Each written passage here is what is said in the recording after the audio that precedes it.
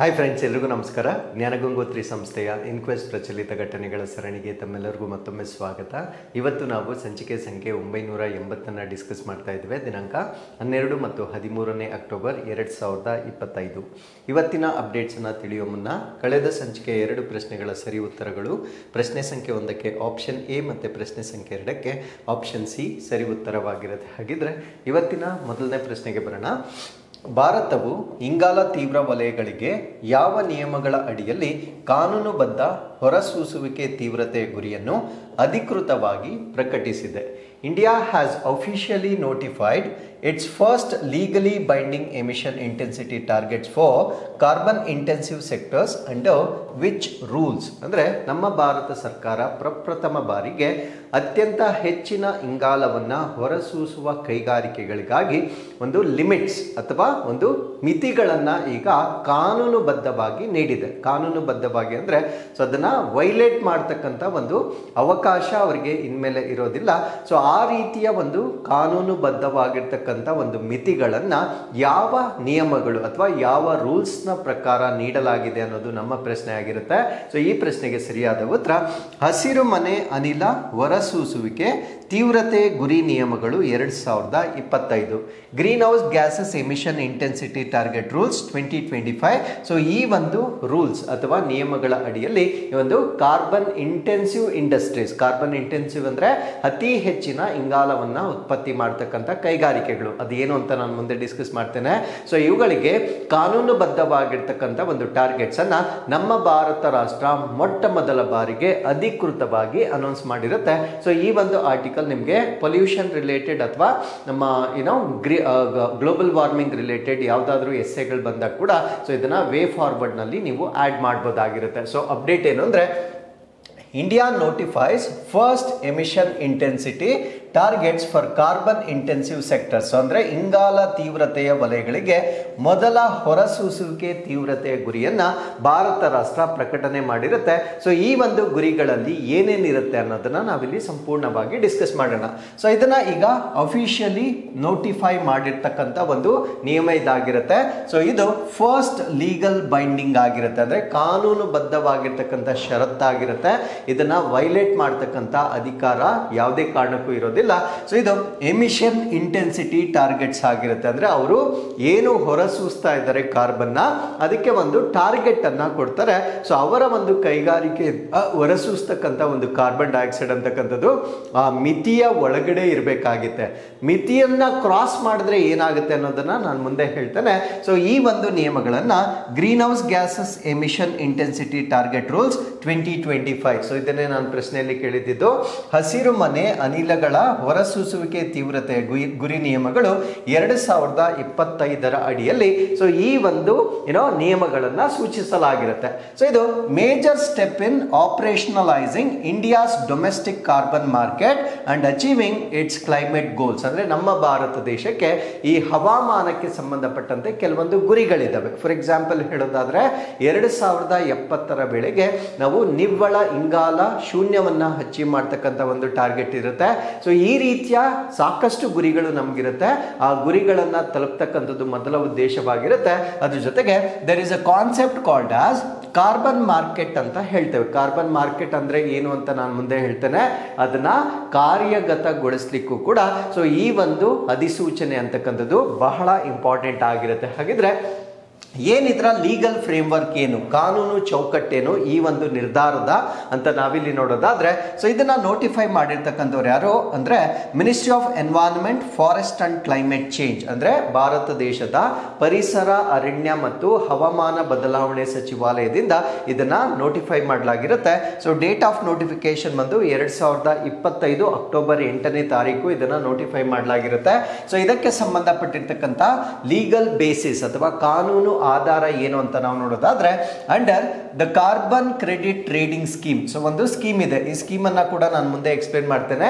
ಇದನ್ನ ನಾವು carbon credit trading scheme 2023, ಇದು ಈ ಒಂದು ಸ್ಕೀಮ್ ಬಂದಿರತಕ್ಕಂಥದ್ದು 2023 ಇದನ್ನ ಕಾರ್ಬನ್ ಕ್ರೆಡಿಟ್ ಟ್ರೇಡಿಂಗ್ ಸ್ಕೀಮ್ ಅಂತ ಹೇಳ್ತೇವೆ. ಸೊ ಇದನ್ನ ಸಕ್ರಿಯಗೊಳಿಸ್ತಾರೆ ಇವಾಗ, ಅಂದ್ರೆ ಈ ಒಂದು ಅಧಿಸೂಚನೆ ಮುಖಾಂತರ ಈ ಕಾರ್ಬನ್ ಕ್ರೆಡಿಟ್ ಸ್ಕೀಮ್ ಏನಿದೆ ಅದನ್ನ ಸಕ್ರಿಯಗೊಳಿಸ್ತಾರೆ. ಅದು ಹೇಗೆ ಸಕ್ರಿಯ ಆಗುತ್ತೆ ಅನ್ನೋದನ್ನ ನಾನು ಮುಂದೆ ಹೇಳ್ತೇನೆ. ಸೊ ಇದು ಯಾವ ಒಂದು ಕಾಯ್ದೆಯ ಅಡಿಯಲ್ಲಿ ಬರುತ್ತೆ ಅಂದ್ರೆ ಎನರ್ಜಿ ಕನ್ಸರ್ವೇಷನ್ ಆಕ್ಟ್ 2022 2022ರ ಇಂಧನ ರಕ್ಷಣೆ ಕಾಯ್ದೆ. ನಾನು ಹೇಳಿರ್ತಕ್ಕಂಥದ್ದು ಇಲ್ಲಿ ಕಾಯ್ದೆಯ ಬಗ್ಗೆ ಹೇಳ್ತಾ ಇದ್ದೀನಿ. ನಾನು ಪ್ರಶ್ನೆಯಲ್ಲಿ ಕೇಳಿದ್ದು ರೂಲ್ಸ್ ಅಥವಾ ನಿಯಮಗಳನ್ನ ಪ್ರಶ್ನೆಯನ್ನ ಕೇಳಿದ್ದು. ಸೊ ರೂಲ್ಸ್ ಮತ್ತೆ ಆಕ್ಟ್ ಅನ್ನ ಕನ್ಫ್ಯೂಸ್ ಮಾಡ್ಕೊಳ್ಬಾರ್ದು. ಸೊ ಇದು ಈ ಒಂದು ಅಧಿಸೂಚನೆ ಏನೀಗ ಹೊರಡಿಸಿದ್ದಾರೆ, ಇದು ಇಂಧನ ಸಂರಕ್ಷಣೆ ಕಾಯ್ದೆ 2022ರ ಅಡಿಯಲ್ಲಿ ಈ ಕಾರ್ಬನ್ ಕ್ರೆಡಿಟ್ ಸ್ಕೀಮ್ ಅಂತ 2023ರಲ್ಲಿ ಏನ್ ಮಾಡಿದ್ರು ಅದನ್ನ ಸಕ್ರಿಯಗೊಳಿಸುವ ಉದ್ದೇಶದಿಂದ ಈ ಒಂದು ಅಧಿಸೂಚನೆಯನ್ನ ಹೊರಡಿಸಲಾಗಿರುತ್ತೆ. ಹಾಗಿದ್ರೆ ಯಾವ್ಯಾವ ಸೆಕ್ಟರ್ಸ್ ಅನ್ನ ಇಲ್ಲಿ ಕವರ್ ಮಾಡ್ತಾ ಇದ್ದಾರೆ? ಈ ಒಂದು ರೂಲ್ಸ್ ನ ಪ್ರಕಾರ ಕವರ್ ಮಾಡ್ತಾ ಇರ್ತಕ್ಕಂಥ ಸೆಕ್ಟರ್ಗಳು ಯಾವುದು ಅಂದ್ರೆ a total of 282 industrial units across 4 carbon intensive sectors. ಅಂದ್ರೆ ಒಟ್ಟು 4 ಸೆಕ್ಟರ್ಗಳನ್ನ ವಲಯಗಳನ್ನ ಆಯ್ಕೆ ಮಾಡಿಕೊಂಡಿದ್ದಾರೆ. ಹೆಚ್ಚಿನ ಇಂಗಾಲವನ್ನ ಉತ್ಪತ್ತಿ ಮಾಡ್ತಕ್ಕಂಥ 4 ವಲಯಗಳ ಅಡಿಯಲ್ಲಿ 282 ಕೈಗಾರಿಕೆಗಳನ್ನ ಸೊ ಈ ಒಂದು ವ್ಯಾಪ್ತಿಗೆ ತರಲಾಗಿರುತ್ತೆ. So the main reason is to reduce greenhouse gas emission intensity. ಅಂದ್ರೆ ನಮ್ಮ ಭಾರತ ದೇಶದಲ್ಲಿ ಈ ಹಸಿರು ಮನೆ ಇಂಧನ ಅಥವಾ ಅನಿಲಗಳ ಹೊರಸೂಸುವಿಕೆಯ ತೀವ್ರತೆ ಏನಿರುತ್ತೆ, ಕಂಪ್ಲೀಟ್ ಆಗಿ ಕಡಿಮೆ ಮಾಡೋಕ್ಕಾಗಲ್ಲ, ಅದರ ತೀವ್ರತೆ ಏನಿರುತ್ತೆ ಸೊ ಅದನ್ನ ಕಡಿಮೆ ಮಾಡ್ತಕ್ಕಂಥದ್ದು ಇದರ ಉದ್ದೇಶವಾಗಿರುತ್ತೆ. ಹಾಗಿದ್ರೆ ಯಾವ್ದದು 4 ಸೆಕ್ಟರ್ ಯಾವುದು? ಇದು ನಮ್ಮ ಪರೀಕ್ಷೆಗೆ ಬಹಳ ಇಂಪಾರ್ಟೆಂಟ್ ಆಗುತ್ತೆ. ಮೊದಲನೇದು cement sector. So cement sector ಅಲ್ಲಿ ಇರ್ತಕ್ಕಂಥ ಬೇರೆ ಬೇರೆ ಘಟಕಗಳ ಸಂಖ್ಯೆ ಎಷ್ಟು ಅಂದ್ರೆ 186 ಘಟಕಗಳನ್ನ ನಾವು ಸಿಮೆಂಟ್ ಇಂಡಸ್ಟ್ರಿಯಲ್ಲಿ ನೋಡಬಹುದಾಗಿರುತ್ತೆ.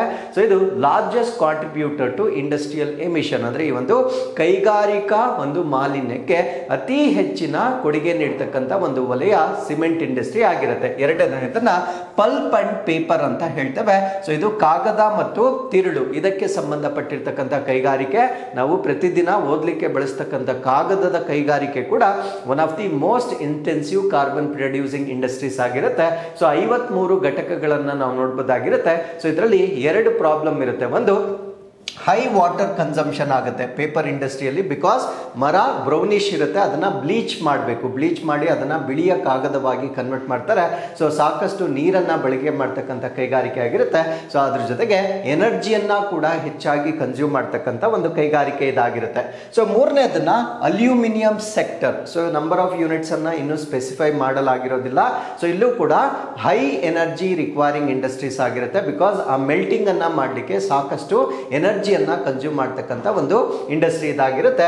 ಅದಾದ್ಮೇಲೆ ಕ್ಲೋರ್ ಆಲ್ಕಲಿ ಇಂಡಸ್ಟ್ರಿ ಅಂತಕ್ಕಂಥದ್ದು 4ನೇ ಕ್ಯಾಟಗರಿ ಆಗಿರುತ್ತೆ. ಸೊ ಇಲ್ಲೂ ಕೂಡ ಬರ್ತಕ್ಕಂಥ ಯೂನಿಟ್ ಗಳನ್ನ ಸ್ಪೆಸಿಫೈ ಮಾಡಲಾಗಿರೋದಿಲ್ಲ. So emission from electrochemical processes ಅಂದ್ರೆ ಇಲ್ಲಿ ನಡೀತಕ್ಕಂಥ ಒಂದು ವಿದ್ಯುತ್ ರಾಸಾಯನಿಕ ಪ್ರಕ್ರಿಯೆಗಳಿಂದ ಅತಿ ಹೆಚ್ಚಿನ ಒಂದು ಪೊಲ್ಯೂಷನ್ ಅನ್ನ ಉಂಟು ಮಾಡ್ತಕ್ಕಂಥ ಕೈಗಾರಿಕೆ ಆಗಿರುತ್ತೆ. ಸೊ ಈ 4 ಸೆಕ್ಟರ್ ಗಳನ್ನ ಈ ಒಂದು ರೂಲ್ಸ್ ಗಳ ಅಡಿಯಲ್ಲಿ ಈಗ ನೋಟಿಫೈ ಮಾಡಲಾಗಿರುತ್ತೆ.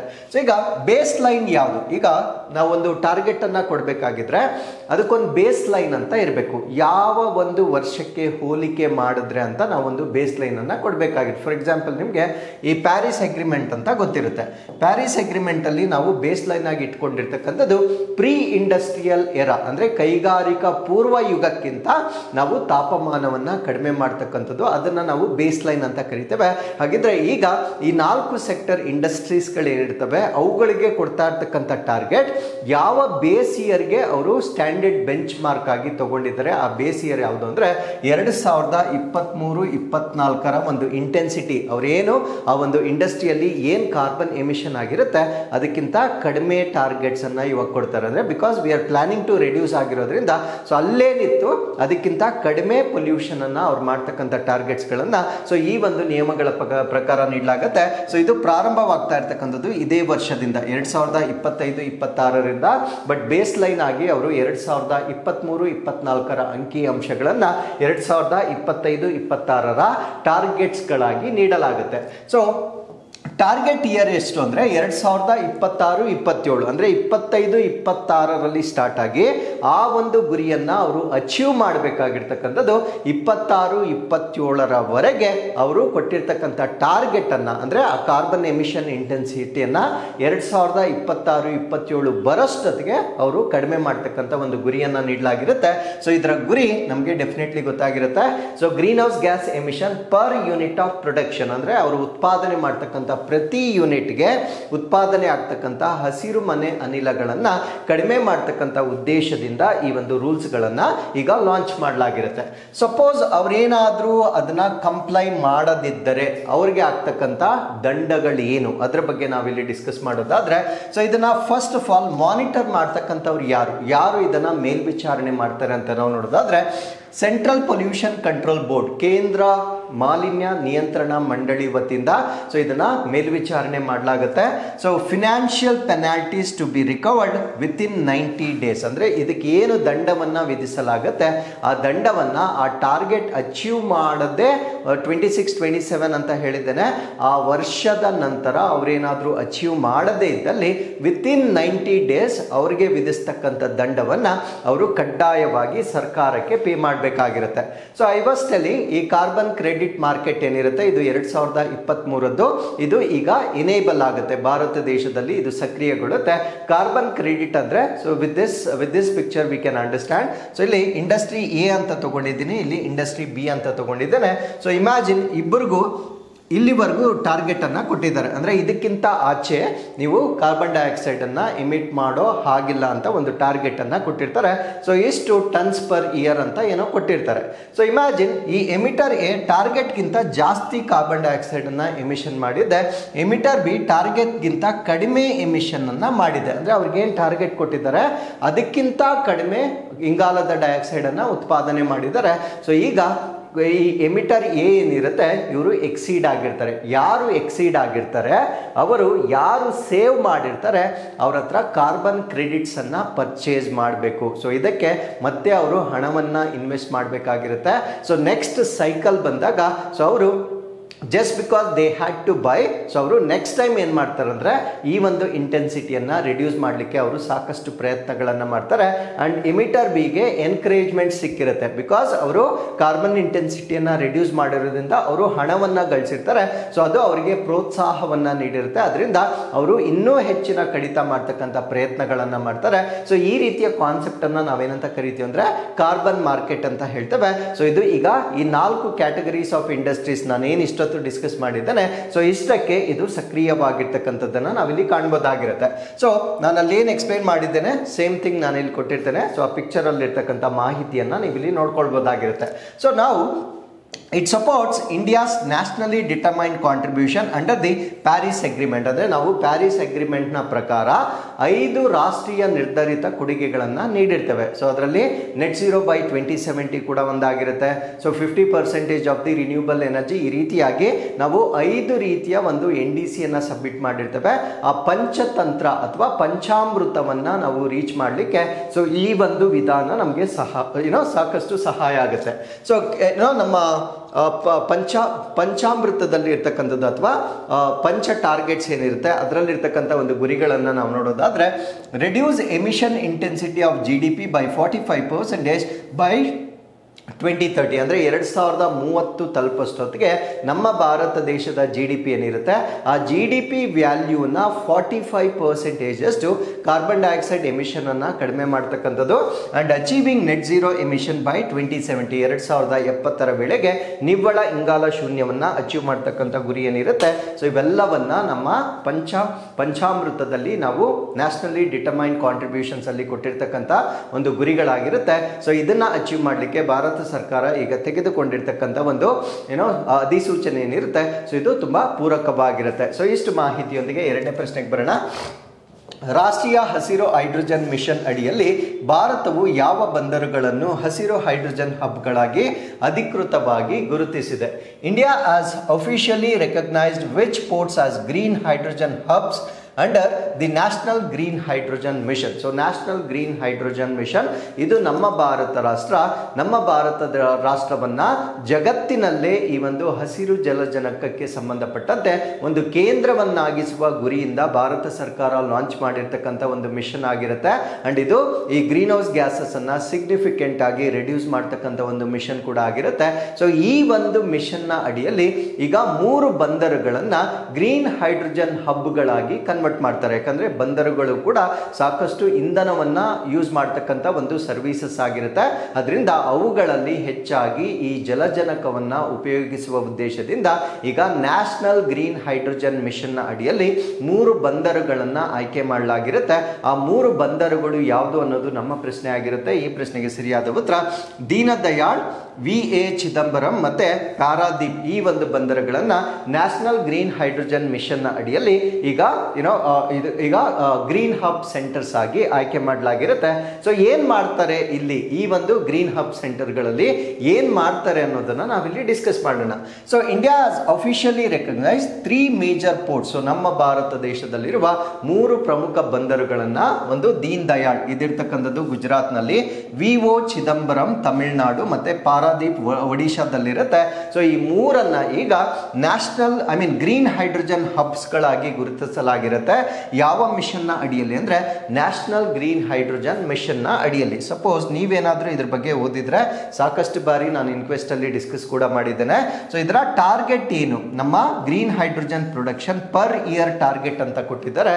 ಸೊ ಏನು ನಮ್ಮ ಗುರಿ ಇದೆ ಅನ್ನೋದನ್ನು ನೀವು ನಮಗೆ ಕಮೆಂಟ್ಸಲ್ಲಿ ತಿಳಿಸ್ಬೋದಾಗಿರುತ್ತೆ. ಸೊ ಇದು ನಮ್ಮ ಭಾರತ ದೇಶವನ್ನು ಕ್ಲೀನ್ ಎನರ್ಜಿ ಮತ್ತು ಮೆರಿಟೈಮ್ ಟ್ರಾನ್ಸಿಷನ್ ಅಂದರೆ ನಮ್ಮ ಒಂದು ಕಡಲ ಪರಿಸರ ವ್ಯವಸ್ಥೆ ಏನಿರುತ್ತೆ, ಸೊ ಅದನ್ನು ಒಂದು ಗ್ರೀನ್ ಎನರ್ಜಿಯಾಗಿ ಅಥವಾ ಶುದ್ಧ ಇಂಧನವಾಗಿ ಪರಿವರ್ತನೆ ಮಾಡ್ತಕ್ಕಂಥ ಒಂದು ಪ್ರಯತ್ನದ ಭಾಗವಾಗಿರುತ್ತೆ.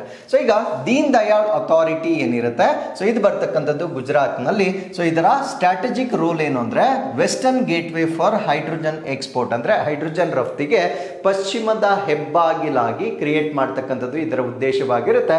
ಸೊ ಇಲ್ಲಿ ನಾವು ಅರ್ಥ ಮಾಡ್ಕೊಳ್ಬೇಕಾಗಿರ್ತಕ್ಕಂಥದ್ದು ಏನು ಅಂದರೆ ಹೈಡ್ರೋಜನ್ನ ಕೇವಲ ನಮ್ಮ ಭಾರತ ದೇಶದ ಬಳಕೆಗಾಗಿ ಮಾತ್ರವಲ್ಲ, ಇವನ್ ಅದನ್ನ ಎಕನಾಮಿಕಲಿ ಅಂದರೆ ಟ್ರೇಡ್ ಮಾಡುವ ಮುಖಾಂತರ ಹಣವನ್ನ ಗಳಿಸುವ ಉದ್ದೇಶದಿಂದ ಕೂಡ ಸೊ ಈ ಒಂದು ಪೋರ್ಟ್ಗಳಲ್ಲಿ ಗ್ರೀನ್ ಹೈಡ್ರೋಜನ್ ಹಬ್ಗಳನ್ನು ಸ್ಥಾಪನೆ ಮಾಡ್ತಾ ಇದ್ದಾರೆ.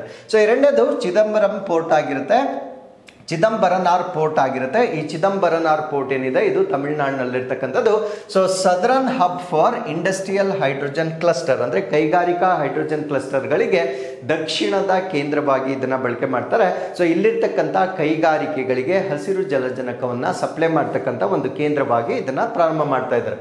ಸೊ ಮೂರನೇದನ್ನು ನಾವು ಪಾರಾದೀಪ್ ಪೋರ್ಟ್ ಅಥಾರಿಟಿ ಅಂತ ಹೇಳ್ತೇವೆ. ಸೊ ಇದನ್ನ eastern corridor for green hydrogen logistics ಅಂದರೆ ಹಸಿರು ಹೈಡ್ರೋಜನ್ ಲಾಜಿಸ್ಟಿಕ್ ಆಗಿ ಪೂರ್ವದ ಕಾರಿಡಾರ್ ಆಗಿ ಇದನ್ನ ಡೆವಲಪ್ ಮಾಡ್ತಕ್ಕಂಥದ್ದು ಇದರ ಉದ್ದೇಶವಾಗಿರುತ್ತೆ.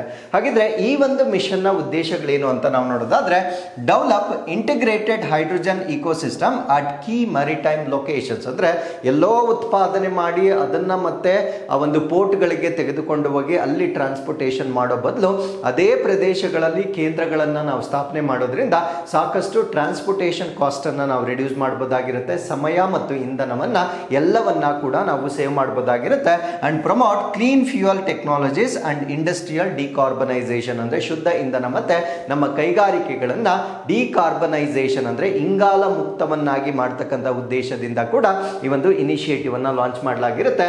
And enable cluster based development for hydrogen production, storage and export, ಅಂದ್ರೆ ತುಂಬಾ ಸ್ಕ್ಯಾಟರ್ಡ್ ಆಗಿ ಮಾಡೋದ್ರ ಬದಲಾಗಿ ಒಂದೇ ಕಡೆ ಅದಕ್ಕೆ ಸಂಬಂಧಪಟ್ಟಂತೆ ಉತ್ಪಾದನೆ, ಸಂಗ್ರಹಣೆ, ರಫ್ತು ಎಲ್ಲ ಕೂಡ ಒಂದೇ ಪ್ರದೇಶದಿಂದ ಆಗುವ ಹಾಗೆ ಮಾಡ್ತಕ್ಕಂಥದ್ದು ಸೊ ಇದರ ಉದ್ದೇಶವಾಗಿರುತ್ತೆ. And it aligns with India's net zero by 2070. So ಇದು ಕೂಡ ನಮ್ಮ ಭಾರತ ದೇಶವನ್ನ 2070 ವೇಳೆಗೆ ನಿವ್ವಳ ಶೂನ್ಯವನ್ನ ಸಾಧಿಸಲಿಕ್ಕೆ ಇದು ಪೂರಕವಾಗಿರ್ತಕ್ಕಂಥ ಒಂದು ಡೆವಲಪ್ಮೆಂಟ್ ಇದಾಗಿರುತ್ತೆ. So with this let's get into question number 3. ಕೇಂದ್ರ ವನ್ಯಜೀವಿ ಸಂರಕ್ಷಣಾ ಕಾಯ್ದೆ 1972ಕ್ಕೆ ತಿದ್ದುಪಡಿ ತರುವ ಮಸೂದೆಯನ್ನು ಅಂಗೀಕರಿಸಿದ ಮೊದಲ ಭಾರತೀಯ ರಾಜ್ಯ ಯಾವುದು? So which Indian state has become the first to pass a bill amending central wildlife protection act 1972. So 1972ರ ವನ್ಯಜೀವಿ ಸಂರಕ್ಷಣಾ ಕಾಯ್ದೆ. ಸೊ ಇದು ಆಕ್ಚುಲಿ ವನ್ಯಜೀವಿ ಅಂತಕ್ಕಂಥದ್ದು ಡೆಫಿನೆಟ್ಲಿ ನೀವು ಎನ್ವೈರನ್ಮೆಂಟ್ ಅಂಡ್ ಇಕಾಲಜಿಲಿ ಓದಿರ್ತೀರಾ. ಸೊ ಇದು ಕನ್ಕರೆಂಟ್ ಲಿಸ್ಟ್ ಅಲ್ಲಿ ಬರುತ್ತೆ, ಸಮವರ್ತಿ ಪಟ್ಟಿಯಲ್ಲಿ ಬರುತ್ತೆ. ಸೊ ಅಂದ್ರೆ ರಾಜ್ಯ ಮತ್ತು ಕೇಂದ್ರ ಸರ್ಕಾರ ಇಬ್ಬರಿಗೂ ಕೂಡ ಸಮಾನವಾದ ಅಧಿಕಾರ ಮತ್ತು ಜವಾಬ್ದಾರಿಗಳು ಎರಡೂ ಕೂಡ ಇರುತ್ತೆ.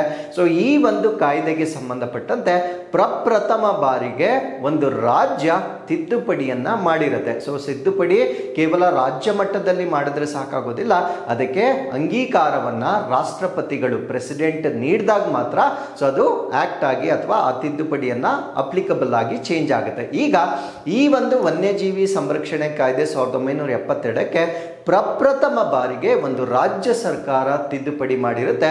ಆ ರಾಜ್ಯ ಸರ್ಕಾರ ಯಾವುದು ಅನ್ನೋದು ನಮ್ಮ ಪ್ರಶ್ನೆ ಆಗಿರುತ್ತೆ. ಈ ಪ್ರಶ್ನೆಗೆ ಸರಿಯಾದ ಉತ್ತರ ಕೇರಳ ಸರ್ಕಾರ ಇದನ್ನ ಈಗ ತಿದ್ದುಪಡಿ ಮಾಡಿರುತ್ತೆ. ಯಾವ ಕಾರಣಕ್ಕಾಗಿ ಇವರು ತಿದ್ದುಪಡಿ ಮಾಡಿದ್ದಾರೆ ಅನ್ನೋದನ್ನ ನಾವಿಲ್ಲಿ ಡಿಸ್ಕಸ್ ಮಾಡೋಣ. ಸೊ ಇದನ್ನ ಬ್ರೀಫ್ ಆಗಿ ನಾನು ಇಲ್ಲಿ ಎಕ್ಸ್ಪ್ಲೇನ್ ಮಾಡ್ಬಿಡ್ತೇನೆ. So wildlife protection act ಅಲ್ಲಿ ಸೊ ಒಂದು ಕಾನ್ಸೆಪ್ಟ್ ಬರುತ್ತೆ, ಅದನ್ನ ನಾವು ವರ್ಮಿನ್ ಅಂತ ಹೇಳ್ತೇವೆ. ವರ್ಮಿನ್ ಅಂದ್ರೆ ಉಪದ್ರವಿಗಳು ಅಂತ ಹೇಳ್ತೇವೆ. ಸೊ ವರ್ಮಿನ್ ಅಂದ್ರೆ ಸ್ಮಾಲ್ ಸೈಜ್, ಚಿಕ್ಕ ಗಾತ್ರದಲ್ಲಿರ್ತಕ್ಕಂಥ ಈ ಒಂದು ಪ್ರಾಣಿಗಳು ನಮ್ಮ ಬೆಳೆಗಳನ್ನ ನಾಶ ಮಾಡ್ತಕ್ಕಂಥದ್ದು, destroying our crops and spreading diseases, ಕಾಯಿಲೆಗಳನ್ನ ಹರಡ್ತಕ್ಕಂಥ ಈ ಚಿಕ್ಕ ಜೀವಿಗಳನ್ನ ನಾವೇನಂತ ಕರಿತೀವಿ ಅಂದ್ರೆ ವರ್ಮಿನ್ ಅಂತ ಕರಿತೇವೆ. ಸೊ ಯಾವ ಜೀವಿಗಳನ್ನ ನಾವು ವರ್ಮಿನ್ ಕ್ಯಾಟಗರಿಯಲ್ಲಿ ಸರ್ಕಾರ ಅದನ್ನ ಪಟ್ಟಿ ಮಾಡಿರುತ್ತೆ, ಅದನ್ನ ಹಂಟ್ ಮಾಡೋದು ಅಥವಾ ಅದನ್ನ ಬೇಟೆ ಆಡ್ಲಿಕ್ಕೆ ಯಾವುದೇ ರೀತಿಯ ರಿಸ್ಟ್ರಿಕ್ಷನ್ಸ್ ಇರೋದಿಲ್ಲ. ಆ ಕಾನ್ಸೆಪ್ಟ್ ಅನ್ನ ನಾವೇನಂತ ಕರಿತೀವಿ ಅಂದ್ರೆ ವರ್ಮಿನ್ ಅಂತ ಕರಿತೇವೆ. ಇವಾಗ ವೈಲ್ಡ್ ಬೋರ್, ಕಾಡು ಹಂದಿ, ಇದು ಕೇರಳದಲ್ಲಿರ್ತಕ್ಕಂಥ ಕೃಷಿಕರಿಗೆ ಸಾಕಷ್ಟು ನಷ್ಟವನ್ನ ಉಂಟು ಮಾಡ್ತಾ ಇದೆ, ಬೆಳೆಗಳ ನಾಶವನ್ನ ಉಂಟು ಮಾಡ್ತಾ ಇದೆ. ಅದಕ್ಕೆ ಕೇರಳ ಸರ್ಕಾರ ಕಳೆದ 3 ವರ್ಷ ಕೇಂದ್ರ ಸರ್ಕಾರಕ್ಕೆ ರಿಕ್ವೆಸ್ಟ್ ಮಾಡ್ತಾ ಇದೆ. ಯಾಕಂದ್ರೆ ವರ್ಮಿನ್ ಅನ್ನ ಡಿಸೈಡ್ ಮಾಡ್ತಕ್ಕಂಥ ಅಧಿಕಾರ ಕೇಂದ್ರ ಸರ್ಕಾರಕ್ಕೆ ಮಾತ್ರ ಇರ್ತಕ್ಕಂಥದ್ದು. ಸೊ ಅದರಿಂದ ಲಾಸ್ಟ್ 3 years ಇಂದ ಕೇಂದ್ರ ಸರ್ಕಾರಕ್ಕೆ ಕೇರಳ ಸರ್ಕಾರ ರಿಕ್ವೆಸ್ಟ್ ಮಾಡ್ತಾ ಇದೆ. ಸೊ ಆ ಒಂದು ಪ್ರಾಣಿಗಳನ್ನ ವರ್ಮಿನ್ ಕ್ಯಾಟಗರಿಗೆ ಸೇರಿಸಿ ಅಂತಕ್ಕಂಥ ಬೇಡಿಕೆಯನ್ನ, ಬಟ್ ಕೇಂದ್ರ ಸರ್ಕಾರ ಅದಕ್ಕೆ ಅಂಗೀಕಾರ ಕೊಟ್ಟಿರೋದಿಲ್ಲ. ಸೊ ಈ ಒಂದು ಕಾರಣದಿಂದ ಕೇರಳ ಸರ್ಕಾರ ಈ ಕಾಯ್ದೆಗೆ ತಾವೇ ತಿದ್ದುಪಡಿಯನ್ನ ಮಾಡಿದ್ದಾರೆ. ಸೊ ಮುಂದೆ ಏನಾಗುತ್ತೆ ಅನ್ನೋದನ್ನ ನಾವಿಲ್ಲಿ ಡಿಸ್ಕಸ್ ಮಾಡೋಣ. ಸೊ ಇದು ಬೇಸಿಕಲಿ ಕೇರಳ ಈ ಒಂದು ತಿದ್ದುಪಡಿಯನ್ನ ಮಾಡಿರ್ತಕ್ಕಂಥದ್ದು ಈ ಹ್ಯೂಮನ್ ಅನಿಮಲ್ ಕಾನ್ಫ್ಲಿಕ್ಟ್ ಅಂತ ಕರಿತೇವೆ. ಅಂದ್ರೆ ಮಾನವ ಮತ್ತು ಪ್ರಾಣಿಗಳ ನಡುವೆ ಆಗ್ತಾ ಇರ್ತಕ್ಕಂಥ ಸಂಘರ್ಷ. ಬಿಕಾಸ್ ಅಲ್ಲಿ ಎಲಿಫೆಂಟ್ಗಳಿಗೆ ಸಂಬಂಧಪಟ್ಟಂತೆ ಸಂಘರ್ಷ ಕೂಡ ಹೆಚ್ಚಾಗ್ತಾ ಇದೆ. ಸೊ ಇದನ್ನ ಕಡಿಮೆ ಮಾಡ್ತಕ್ಕಂಥದ್ದು, ಅದರ ಜೊತೆಗೆ ಅಲ್ಲಿರ್ತಕ್ಕಂಥ ಲೋಕಲ್ ಕಮ್ಯುನಿಟೀಸ್ ಅಂದ್ರೆ ಸ್ಥಳೀಯ ಸಮುದಾಯಗಳನ್ನ ಸಬಲೀಕರಣಗೊಳಿಸುವ ಉದ್ದೇಶದಿಂದ ಪ್ರಪ್ರಥಮ ಬಾರಿಗೆ ಬೇರೆ ಕಾಯ್ದೆಗಳಿಗೆ ಸಾಕಷ್ಟು ಬೇರೆ ಬೇರೆ ರಾಜ್ಯಗಳು ಈಗಾಗಲೇ ಅಂದ್ರೆ ನಾನು ಹೇಳಿರ್ತಕ್ಕಂಥದ್ದು ಕನ್ಕರೆಂಟ್ ಲಿಸ್ಟ್ ಅಲ್ಲಿ ಇರ್ತಕ್ಕಂಥದ್ದು. ಯಾಕಂದ್ರೆ ಸ್ಟೇಟ್ ಲಿಸ್ಟ್, ಸೆಂಟ್ರಲ್ ಲಿಸ್ಟ್ ಮತ್ತೆ ಕನ್ಕರೆಂಟ್ ಲಿಸ್ಟ್ ಅಂತ ಬರುತ್ತೆ. ರಾಜ್ಯ ಪಟ್ಟಿಯಲ್ಲಿ ಇರ್ತಕ್ಕಂಥ ಕಾನೂನುಗಳನ್ನ ರಾಜ್ಯ ಸರ್ಕಾರಗಳೇ ಚೇಂಜ್ ಮಾಡಬಹುದಾಗಿರುತ್ತೆ. ಸೆಂಟ್ರಲ್ ಲಿಸ್ಟ್ ಅಲ್ಲಿರ್ತಕ್ಕಂಥ ಕಾನೂನುಗಳನ್ನ ಕೇವಲ ಕೇಂದ್ರ ಸರ್ಕಾರ ಮಾತ್ರ ತಿದ್ದುಪಡಿ ಮಾಡಬಹುದಾಗಿರುತ್ತೆ. ಸೊ ನಾನಿವಾಗ ಮಾತಾಡ್ತಾ ಇರ್ತಕ್ಕಂಥದ್ದು ಕನ್ಕರೆಂಟ್ ಲಿಸ್ಟ್ ಅಥವಾ ಸಮವರ್ತಿ ಪಟ್ಟಿ ಆಗಿರುತ್ತೆ. ಸೊ ವೈಲ್ಡ್ ಲೈಫ್ ಪ್ರೊಟೆಕ್ಷನ್ ಸಮವರ್ತಿ ಪಟ್ಟಿಯಲ್ಲಿರುವ ಕಾರಣದಿಂದ ಪ್ರಪ್ರಥಮ ಬಾರಿಗೆ ಇದಕ್ಕೆ ಸಂಬಂಧಪಟ್ಟಂತೆ ತಿದ್ದುಪಡಿಯನ್ನ ಕೇರಳ ರಾಜ್ಯ ಸರ್ಕಾರದಿಂದ ಮಾಡಲಾಗಿರುತ್ತೆ. ಸೊ ಇದು Kerala wild life protection act 2025 amendment ಅಂದ್ರೆ ಈ ಒಂದು ತಿದ್ದುಪಡಿಯನ್ನು ನಾವು ಕೇರಳ ವನ್ಯಜೀವಿ ಸಂರಕ್ಷಣೆ ತಿದ್ದುಪಡಿ ಕಾಯ್ದೆ 2025 ಅಂತ ಹೇಳ್ತೇವೆ. ಸೊ ಇದರ ಆಬ್ಜೆಕ್ಟಿವ್ ಅಥವಾ ಉದ್ದೇಶ ಏನು ಅಂದ್ರೆ to address the rising incidents of human animal conflict and in the forest edge communities, ಅಂದ್ರೆ ಕಾಡಿನ ಅಂಚಿನಲ್ಲಿ ವಾಸ ಮಾಡ್ತಾ ಇರ್ತಕ್ಕಂಥ ಸಮುದಾಯಗಳ ನಡುವೆ ಪ್ರಾಣಿಗಳ ಒಂದು ಸಂಘರ್ಷ ಏನು ಹೆಚ್ಚಾಗಿದೆ ಅದನ್ನ ಬಗೆಹರಿಸ್ತಕ್ಕಂಥದ್ದು ಇದರ ಉದ್ದೇಶವಾಗಿರುತ್ತೆ. ಅಂಡ್ ಲೀಗಲ್ ಸ್ಟೇಟಸ್ ಏನು, ಇವರೇನೋ ಅಮೆಂಡ್ಮೆಂಟ್ ಏನೋ ಮಾಡ್ಬಿಟ್ಟಿದ್ದಾರೆ, ಇದರ ಕಾನೂನು ಪರಿಸ್ಥಿತಿ ಏನಿರುತ್ತೆ ಅಂತ ನಾವು ನೋಡೋದಾದ್ರೆ, since it amends central law the bill will be sent to the president of India for assent. So ಇದು ಪ್ರೆಸಿಡೆಂಟ್ ಅಥವಾ ರಾಷ್ಟ್ರಪತಿಗಳ ಅಂಗೀಕಾರಕ್ಕಾಗಿ ಈಗ ಒಪ್ಪಿಗೆಗಾಗಿ ಕಳಿಸಲಾಗಿರುತ್ತೆ. ಸೊ ಅವರು ಒಪ್ಪಿಗೆ ಕೊಟ್ಟ ನಂತರ ಮಾತ್ರ ಇದು ಕಾಯ್ದೆಯಾಗಿ ಕನ್ವರ್ಟ್ ಆಗುತ್ತೆ, ಅದರ್ವೈಸ್ ಸೊ ಅದು ಬಿಲ್ ರೂಪದಲ್ಲೇ ಇರುತ್ತೆ. ಸೊ ಆಕ್ಚುಲಿ ಈ ವೈಲ್ಡ್ ಲೈಫ್ ಪ್ರೊಟೆಕ್ಷನ್ ಆಕ್ಟ್ ಅಂತಕ್ಕಂಥದ್ದು ಇದನ್ನ ಕನ್ಕರೆಂಟ್ ಲಿಸ್ಟ್ಗೆ ಆ್ಯಡ್ ಮಾಡಿರ್ತಕ್ಕಂಥದ್ದು ಯಾವ ವರ್ಷದಲ್ಲಿ ಅಂತ ಕೇಳ್ತಾರೆ. ಸೊ 1976ರಲ್ಲಿ ಇದನ್ನು ಸಮವರ್ತಿ ಪಟ್ಟಿಗೆ ಸೇರಿಸಲಾಗಿರುತ್ತೆ. ಸೊ ಈ ಒಂದು ತಿದ್ದುಪಡಿಯನ್ನು ನಾವೇನಂತ ಕರಿತೀವಿ ಅಂದರೆ 42nd ಅಮೆಂಡ್ಮೆಂಟ್ ಆ್ಯಕ್ಟ್ ಅಥವಾ 42ನೇ ತಿದ್ದುಪಡಿ ಕಾಯ್ದೆಯ ಮುಖಾಂತರ ಸೊ ಕನ್ಕರೆಂಟ್ ಲಿಸ್ಟ್ಗೆ ವೈಲ್ಡ್ ಲೈಫ್ ಪ್ರೊಟೆಕ್ಷನ್ ಅನ್ನು ಸೇರಿಸಲಾಗಿರುತ್ತೆ. So why this amendment matters, ಯಾಕೆ ಈ ತಿದ್ದುಪಡಿ ಮುಖ್ಯವಾಗಿದೆ ಅಂತ ನಾವು ನೋಡೋದಾದ್ರೆ, ಸೊ ಇದು first state to formally amend wildlife protection act 1970. So ಈ ರೀತಿಯ ಒಂದು ಕಾಯ್ದೆಯನ್ನ ತಿದ್ದುಪಡಿ ಮಾಡಿರ್ತಕ್ಕಂಥ ಮೊದಲ ರಾಜ್ಯ ಕೇರಳವಾಗಿರುತ್ತೆ. Enhances Kerala's ability to respond local wildlife challenges, ಅಲ್ಲಿರ್ತಕ್ಕಂಥ ಸ್ಥಳೀಯ ವನ್ಯ ಸವಾಲುಗಳನ್ನ ಎದುರಿಸಲಿಕ್ಕೆ ಕೇರಳಗೆ ಅದು ಬೆಂಬಲವಾಗಿರುತ್ತೆ. And give justice for communities living near forest affected by crop damage and fatal animal encounters, ಅಂದ್ರೆ ಬೆಳೆ ನಾಶ ಮತ್ತು ಸಾವು ಸಂಭವಿಸಬಹುದಾಗಿರ್ತಕ್ಕಂಥ ಪ್ರಾಣಿ ಮನುಷ್ಯನ ಸಂಘರ್ಷಗಳೇನಿರುತ್ತೆ ಅದನ್ನ ಕಡಿಮೆ ಮಾಡಲಿಕ್ಕೂ ಕೂಡ ಈ ಒಂದು ತಿದ್ದುಪಡಿ ಅವರಿಗೆ ಸಹಾಯ ಮಾಡುತ್ತೆ. ಇಲ್ಲಿ ಹ್ಯೂಮನ್ ಆನಿಮಲ್ ಕಾನ್ಫ್ಲಿಕ್ಟ್ಸ್ ಅಂತ ಬಂದಾಗ ಈ ವೈಲ್ಡ್ ಬೋರ್ಸ್ ಅಥವಾ ಕಾಡು ಹಂದಿಗಳು, ನಾನು ಮುಂಚೆನೆ ಹೇಳಿದಾಗೆ frequent crop destructions in rural areas, ಗ್ರಾಮೀಣ ಪ್ರದೇಶಗಳಲ್ಲಿ ಅತಿ ಅಥವಾ ಆಗಾಗ್ಗೆ ಅಥವಾ ಸಾಮಾನ್ಯವಾಗಿ ಬೆಳೆ ನಾಶ ಆಗ್ತಕ್ಕಂಥದ್ದು ಈ ಒಂದು ವೈಲ್ಡ್ ಬೋರ್ಗಳು ಅಥವಾ ಕಾಡು ಹಂದಿಗಳ ಕಾರಣದಿಂದ. ಅದ್ರ ಜೊತೆಗೆ ಎಲಿಫ್ಯಾಂಟ್ ಅಥವಾ ಈ ಆನೆಗಳ ಮುಖಾಂತರ ಮನುಷ್ಯರು ಸಾವನ್ನಪ್ಪಿರ್ತಕ್ಕಂಥ ಒಂದು ಪ್ರಕರಣಗಳು ಕೂಡ ದಾಖಲಾಗಿರುತ್ತೆ. ಬಟ್ ಎಲಿಫ್ಯಾಂಟ್ ಅನ್ನ ನಾವು ವರ್ಮಿನ್ ಕ್ಯಾಟಗರಿಗೆ ಹಾಕ್ಲಿಕ್ಕೆ ಸಾಧ್ಯ ಆಗೋದಿಲ್ಲ, because it is not small size, it is a big size animal ಆಗಿರುತ್ತೆ and it is heritage animal of India ಆಗಿರೋದ್ರಿಂದ ಸೊ ಅದನ್ನ ವರ್ಮಿನ್ ಕ್ಯಾಟಗರಿಗೆ ಹಾಕ್ಲಿಕ್ಕೆ ಬರೋದಿಲ್ಲ. ಬಟ್ ಇದಕ್ಕೆ ಸಂಬಂಧಪಟ್ಟಂತೆ ಏನು ತಿದ್ದುಪಡಿ ಮಾಡಿದ್ದಾರೆ ಅದೆಲ್ಲೂ ಕೂಡ ಪ್ರಕಟಣೆಗೊಂಡಿಲ್ಲ. ಬಟ್ ಈ ಒಂದು ಪ್ರಾಣಿಗಳ ಸಂಘರ್ಷವನ್ನ ಕಡಿಮೆ ಮಾಡ್ತಕ್ಕಂಥದ್ದು ಕೂಡ ಈ ಒಂದು ತಿದ್ದುಪಡಿಯ ಪ್ರಾಮುಖ್ಯತೆ ಅಂತ ಕೇರಳ ಸರ್ಕಾರ ಕ್ಲೇಮ್ ಮಾಡ್ತಾ ಇದೆ. ಈಗ ವೈಲ್ಡ್ ಲೈಫ್ ಪ್ರೊಟೆಕ್ಷನ್ ಆಕ್ಟ್ 1972 ಇದ್ರ ಬಗ್ಗೆ ನಾವು ಡಿಸ್ಕಸ್ ಮಾಡೋದಾದ್ರೆ ಇದು ನಮ್ಮ ಭಾರತ ದೇಶದ ಫೌಂಡೇಶನಲ್ ಎನ್ವೈರನ್ಮೆಂಟಲ್ ಲಾ ಆಗಿರುತ್ತೆ. ಅಂದ್ರೆ ಪರಿಸರಕ್ಕೆ ಸಂಬಂಧಪಟ್ಟಂತೆ ಒಂದು ಮೂಲಭೂತ ಕಾನೂನು ಇದಾಗಿರುತ್ತೆ. ಸೊ ಈ ಒಂದು ಕಾನೂನಿನ ಅಡಿಯಲ್ಲಿ ವೈಲ್ಡ್ ಆನಿಮಲ್ಸ್, ವನ್ಯ ಜೀವಿಗಳು, ವನ್ಯ ಪಕ್ಷಿಗಳು, ಪ್ಲಾಂಟ್ಸ್, ಸಸ್ಯಗಳನ್ನು ನಾವು ಪ್ರೊಟೆಕ್ಟ್ ಮಾಡ್ತಕ್ಕಂಥದ್ದು. ಅದ್ರ ಜೊತೆಗೆ human interactions with wild life, ಅಂದರೆ ಮನುಷ್ಯರು ಈ ಒಂದು ಪ್ರಾಣಿಗಳ ಜೊತೆ ಅಥವಾ ಈ ಒಂದು ವನ್ಯದ ಜೊತೆ ಯಾವ ರೀತಿ ಒಡನಾಟವನ್ನು ಇಟ್ಕೊಳ್ಬೇಕಾಗಿರುತ್ತೆ. ಸೊ ಅದನ್ನು ಕೂಡ ಇದು ರೆಗ್ಯುಲೇಟ್ ಅಥವಾ ನಿಯಂತ್ರಣ ಮಾಡುತ್ತೆ. And protected areas and legal safe guards, ಅಂದರೆ ನಮ್ಮ ಪ್ರದೇಶಗಳನ್ನು ಅಥವಾ ಅರಣ್ಯಗಳನ್ನು ಸಂರಕ್ಷಿತ ಪ್ರದೇಶಗಳನ್ನಾಗಿ ಮತ್ತೆ ಅದಕ್ಕೊಂದು ಲೀಗಲ್ ಸೇಫ್ ಗಾರ್ಡ್, ಕಾನೂನುಬದ್ಧವಾಗಿ ರಕ್ಷಣೆಯನ್ನು ನೀಡುವ ಉದ್ದೇಶದಿಂದ ಈ ವೈಲ್ಡ್ ಲೈಫ್ ಪ್ರೊಟೆಕ್ಷನ್ ಆಕ್ಟ್ 1972 ಅನ್ನ ಎನಾಕ್ಟ್ ಮಾಡಲಾಗಿರುತ್ತೆ. ಸೊ ಇದು ಎನಾಕ್ಟ್ ಮಾಡಿರ್ತಕ್ಕಂಥವ್ರು ಪಾರ್ಲಿಮೆಂಟ್ ಆಫ್ ಇಂಡಿಯಾ, ಭಾರತ ದೇಶದ ಸಂಸತ್ತು ಇದನ್ನ ಎನಾಕ್ಟ್ ಮಾಡಿರುತ್ತೆ. ಸೊ 1972 ಸೆಪ್ಟೆಂಬರ್ 9ಗೆ ಇದನ್ನ ಎನಾಕ್ಟ್ ಮಾಡಿರುತ್ತೆ. So applicable to entire country. ಏನಕ್ಕೆ ಇದನ್ನ ಎಂಟೈರ್ ಕಂಟ್ರಿ ಅಂತ ವಿಶೇಷವಾಗಿ ನಾವು ಹೇಳಬೇಕಂದ್ರೆ, ಸೊ ಜಮ್ಮು ಕಾಶ್ಮೀರ್ಗೆ 2019ಕ್ಕಿಂತ ಮುಂಚೆ ಇದು ಅಪ್ಲೈ ಆಗ್ತಾ ಇರಲಿಲ್ಲ. ಯಾವಾಗ 2019ನಲ್ಲಿ ಜಮ್ಮು ಮತ್ತು ಕಾಶ್ಮೀರ್ಗೆ ಆ ಸ್ಪೆಷಲ್ ಸ್ಟೇಟಸ್, ವಿಶೇಷ ಸ್ಥಾನಮಾನವನ್ನು ತೆಗೆದಾಕ್ತಾರೆ, ಅದಾದ ನಂತರ ಈ ಒಂದು ವೈಲ್ಡ್ ಲೈಫ್ ಪ್ರೊಟೆಕ್ಷನ್ ಆಕ್ಟ್ ಕೂಡ ಸೊ ಜಮ್ಮು ಕಾಶ್ಮೀರ್ಗೂ ಕೂಡ ಅಪ್ಲೈ ಆಗ್ತಕ್ಕಂಥ ಒಂದು ಕಾನೂನು ಆಗಿರುತ್ತೆ. So actually what are the objectives of this act, ಈ ಒಂದು ಕಾಯ್ದೆಯ ಉದ್ದೇಶಗಳೇನು ಅಂತ ನಾವು ನೋಡೋದಾದ್ರೆ, endangered species of flora and fauna, ಅಂದ್ರೆ ಅಳಿವಿನಂಚಿನಲ್ಲಿರುವ ಪ್ರಾಣಿಗಳು ಮತ್ತು ಸಸ್ಯಗಳನ್ನ ಸಂರಕ್ಷಣೆ ಮಾಡ್ತಕ್ಕಂಥದ್ದು, ನ್ಯಾಷನಲ್ ಪಾರ್ಕ್ಸ್ಗಳನ್ನ ಕ್ರಿಯೇಟ್ ಮಾಡ್ತಕ್ಕಂಥದ್ದು, ವೈಲ್ಡ್ ಲೈಫ್ ಸ್ಯಾಂಕ್ಚುರೀಸ್ ಮತ್ತೆ ಕನ್ಸರ್ವೇಷನ್ ರಿಸರ್ವ್ಸ್, ಇವುಗಳೆಲ್ಲವನ್ನ ಈ ಒಂದು ಕಾಯ್ದೆಯ ಅಡಿಯಲ್ಲಿ ಸ್ಥಾಪನೆ ಮಾಡಲಾಗುತ್ತೆ. ರೆಗ್ಯುಲೇಟ್ ಹಂಟಿಂಗ್ ಅಂಡ್ ಪೋಚಿಂಗ್, ಬೇಟೆ ಮತ್ತು ಕಳ್ಳ ಬೇಟೆ ಅಂತ ಹೇಳ್ತೇವೆ. ಬೇಟೆ ಅಂದ್ರೆ ತಿನ್ನುವ ಕಾರಣಕ್ಕಾಗಿ ಪ್ರಾಣಿಗಳನ್ನ ಕೊಲ್ತಕ್ಕಂಥದ್ದನ್ನ ಹಂಟಿಂಗ್ ಅಂತ ಕೇಳ್ತೇವೆ. ಸೊ ಪೋಚಿಂಗ್ ಅಂದ್ರೆ ಮಾರಾಟ ಮಾಡುವ ಉದ್ದೇಶದಿಂದ ಪ್ರಾಣಿಗಳನ್ನ ಕೊಲ್ಲೋದನ್ನ ನಾವು ಪೋಚಿಂಗ್ ಅಂತ ಹೇಳ್ತೇವೆ. ಸೊ ಈ ಒಂದು ಕಾಯ್ದೆ ಅಡಿಯಲ್ಲಿ ಬೇಟೆ ಮತ್ತು ಕಳ್ಳ ಬೇಟೆ ಎರಡನ್ನೂ ಕೂಡ ನಿಷೇಧ ಮಾಡ್ತಕ್ಕಂಥದ್ದು ಇದರ ಉದ್ದೇಶವಾಗಿರುತ್ತೆ. Control trade in wildlife and derivatives, ಅಂದ್ರೆ ವನ್ಯಜೀವಿ ಮತ್ತೆ ಅದಕ್ಕೆ ಸಂಬಂಧಪಟ್ಟಿರ್ತಕ್ಕಂಥ ಉತ್ಪನ್ನಗಳ ವ್ಯಾಪಾರದ ಮೇಲೆ ನಿಯಂತ್ರಣ ಕೂಡ ಈ ಒಂದು ಕಾಯ್ದೆ ಅಡಿಯಲ್ಲಿ ನೋಡಬಹುದಾಗಿರುತ್ತೆ.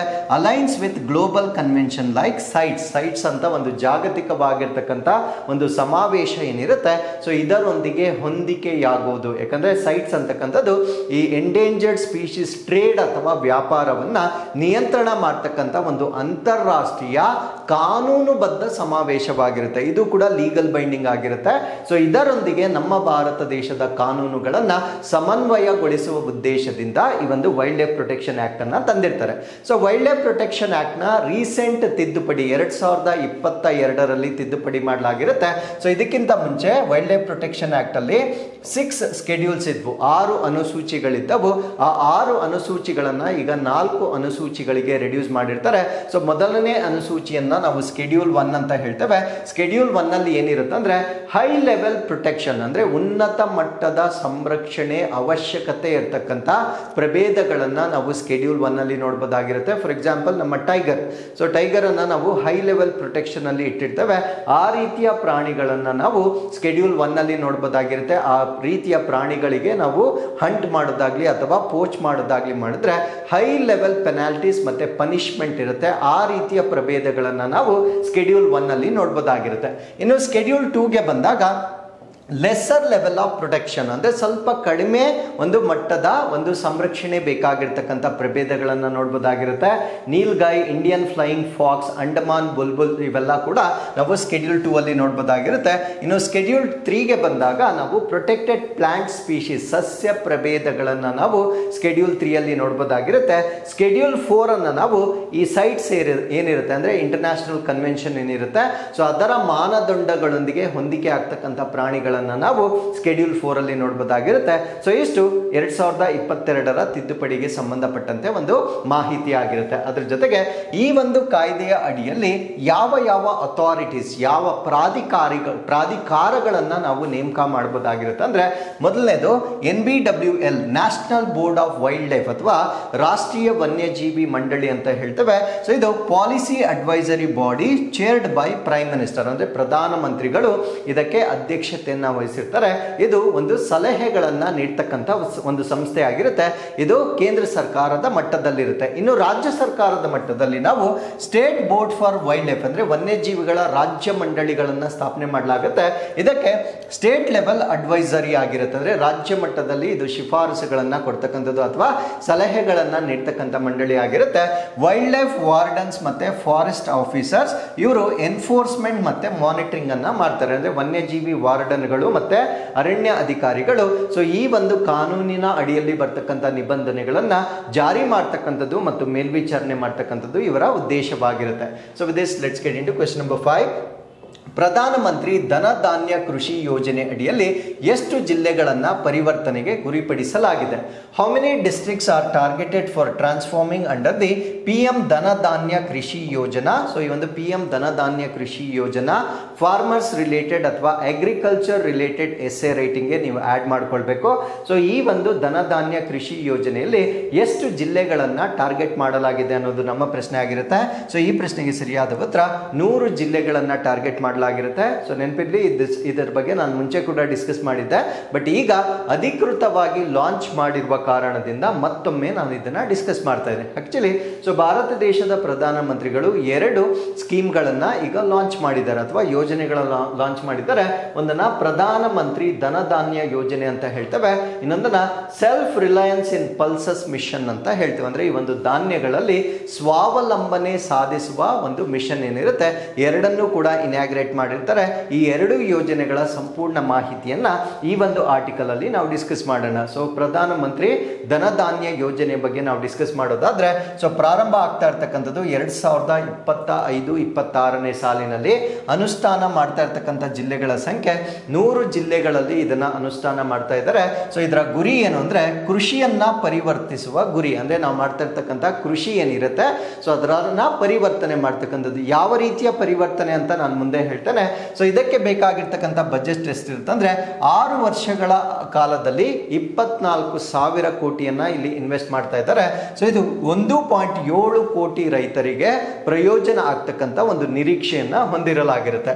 ಸೊ ಇದರ ಪ್ರಮುಖ ಉದ್ದೇಶಗಳೇನು, ಕೀ ಆಬ್ಜೆಕ್ಟಿವ್ಸ್ ಏನು ಅಂತ ನಾವು ನೋಡೋದಾದ್ರೆ ಕೃಷಿ ಉತ್ಪಾದಕತೆ ಮತ್ತು ಬೆಳೆ ವೈವಿಧ್ಯೀಕರಣವನ್ನ ಹೆಚ್ಚು ಮಾಡ್ತಕ್ಕಂಥದ್ದು. ಏನು ಉತ್ಪಾದಕತೆ ಅಂದ್ರೆ? ಉತ್ಪಾದಕತೆ ಅಂದ್ರೆ 1 ಎಕರೆ ಜಮೀನಿನಲ್ಲಿ ನಾವು ಎಷ್ಟು ಬೆಳೆಯನ್ನ ಬೆಳೀತಾ ಇದ್ದೇವೆ ಅದಕ್ಕಿಂತ ಈಲ್ಡ್ ಅನ್ನ ಹೆಚ್ಚು ಮಾಡ್ತಕ್ಕಂಥದ್ದು, ಅದನ್ನ ಪ್ರೊಡಕ್ಟಿವಿಟಿ ಅಥವಾ ಉತ್ಪಾದಕತೆ ಅಂತ ಹೇಳ್ತೇವೆ, ಅದನ್ನ ಹೆಚ್ಚು ಮಾಡ್ತಕ್ಕಂಥದ್ದು. ಮತ್ತೆ ಕ್ರಾಪ್ ಡೈವರ್ಸಿಫಿಕೇಶನ್ ಅಂದ್ರೆ ಒಂದೇ ರೀತಿಯ ಬೆಳೆಗಳನ್ನ ಬೆಳೆಯೋದ್ರಿಂದ ಒಂದು ಕಮರ್ಷಿಯಲ್ ಅಂದ್ರೆ ವಾಣಿಜ್ಯವಾಗಿ ಕೂಡ ಅದಕ್ಕೆ ಉತ್ತಮ ಬೆಲೆ ಬರೋದಿಲ್ಲ.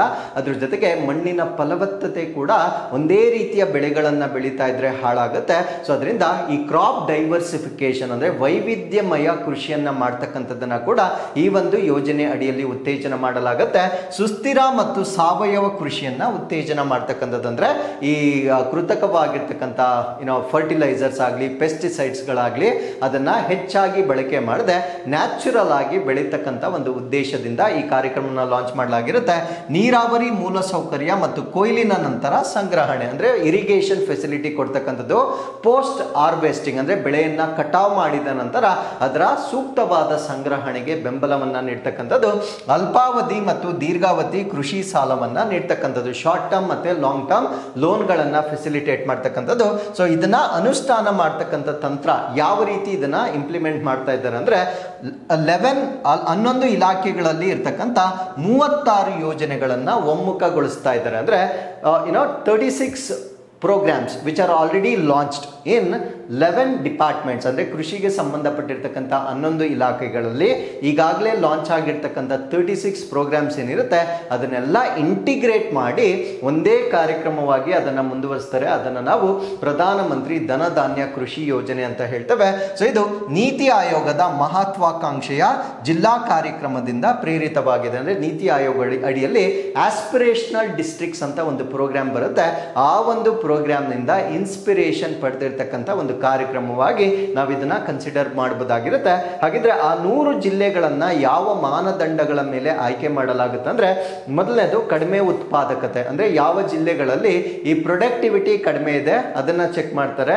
ಕಡಿಮೆ ಬೆಲೆ ತೀವ್ರತೆ ಅಂದ್ರೆ ಅಲ್ಲಿರ್ತಕ್ಕಂಥ ಬೆಳೆ ತೀವ್ರತೆ ಅಂದ್ರೆ ಅವರು ಬೆಳೆಗಳನ್ನ ಬೆಳೀತಕ್ಕಂಥ ಇಂಟೆನ್ಸಿಟಿ ಗ್ಯಾಪ್ ಜಾಸ್ತಿ ಇರ್ತಕ್ಕಂಥ ಒಂದು ಜಿಲ್ಲೆಗಳನ್ನ, ಸೀಮಿತ ಸಾಲ ವಿತರಣೆ ಅಂದ್ರೆ ಯಾವ ಜಿಲ್ಲೆಗಳಲ್ಲಿ ಈ ಕ್ರೆಡಿಟ್ ಫೆಸಿಲಿಟಿ ಅಂತಕ್ಕಂಥದ್ದು ಲಿಮಿಟೆಡ್ ಆಗಿರುತ್ತೆ.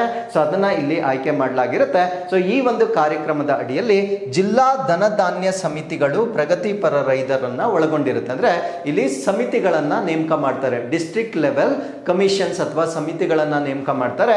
ಈ ಒಂದು ಸಮಿತಿಗಳಲ್ಲಿ ಯಾರು ಆ ಜಿಲ್ಲೆಯಲ್ಲಿ ಪ್ರಗತಿಪರ ರೈತರು ಇರ್ತಾರೆ, ಪ್ರೋಗ್ರೆಸಿವ್ ಫಾರ್ಮರ್ಸ್ ಇರ್ತಾರೆ, ಸೊ ಅವರನ್ನ ಈ ಒಂದು ಸಮಿತಿಗಳಿಗೆ ಸೇರಿಸಿಕೊಳ್ಳಲಾಗುತ್ತೆ.